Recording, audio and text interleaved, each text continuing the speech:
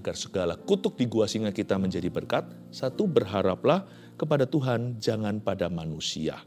Ingat kata-kata saya tadi, kings may be powerful and may be promising. Raja-raja di dunia mungkin menjanjikan, bisa memberimu harapan. Tetapi jangan berharap sama orang, mereka hanyalah alat di tangan Tuhan. Berharap itu harus sama Tuhan yang memakai manusia. Bahkan Tuhan yang bisa memanfaatkan orang jahat. Karena manusia biasanya tidak akan membantu kita kalau bukan karena Tuhan yang menggerakkannya. Kenapa enggak langsung pada Tuhan sang penggerak? Berharaplah pada Tuhan, hargailah sesama. Lihat nanti, hidupmu tidak akan berakhir di gua singa menjadi makanan binatang buas. 2, berdoalah sungguh-sungguh sebab kuasa doa itu nyata. Siapa bilang Daniel berdoa di gua singa? Daniel itu sudah punya kehidupan doa yang solid, yang mantap. Pada waktu dia dimasukkan ke singa, tinggal continue, tinggal dilanjutkan episode berikutnya ketika dia berseru, mempan doanya itu sampai ke pintu gerbang sorga. Kebanyakan orang tidak begitu, alias last minutean. Nanti kalau butuh Tuhan, baru kita berseru-seru. Jangan begitu, miliki kehidupan doa. Rutin setiap hari saat teduh bersama, ke gereja. Berdoa itu harus sungguh-sungguh, bukan hanya doanya sungguh-sungguh. Harus dipupuk itu yang namanya kehidupan doa.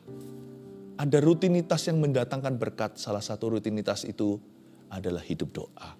Berdoalah dengan sungguh-sungguh sebab kuasa doa itu nyata. Dan ketika suatu hari kita membutuhkan doa itu paling-paling memerlukannya, ketika kita membuka mulut kita sudah terbiasa berdoa. Daniel sudah biasa berdoa, lalu dia berdoa di gua singa. Tidak heran, efeknya luar biasa. Belum lagi raja, dia pun berdoa dengan suara sayu semalam-malaman berpuasa.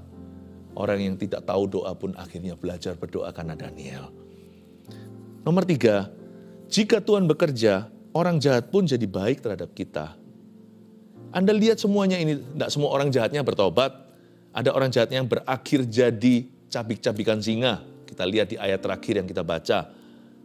Tapi lihat ya, raja ini adalah raja yang tidak takut akan Tuhan pun jadi baik.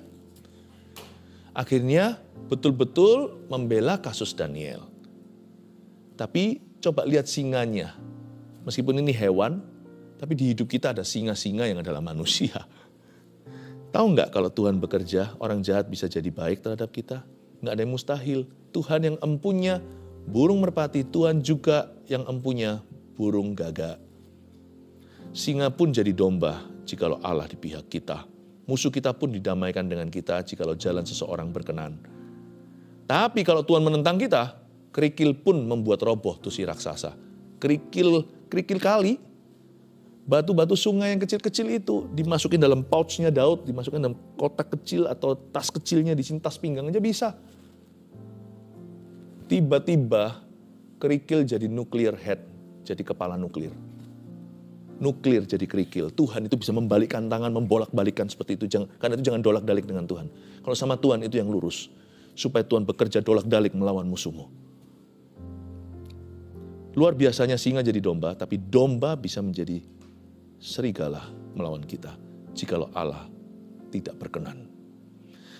Karena itu saya dorong Anda untuk betul-betul berharap hanya kepada Tuhan. Apapun masalahmu, apapun kondisimu, perhatikan 3 poin ini, jadikan ini menjadi rema hari ini dalam kehidupanmu. Alami mujizat Tuhan, tangan Tuhan sedang bekerja, jangan takut apa-apa.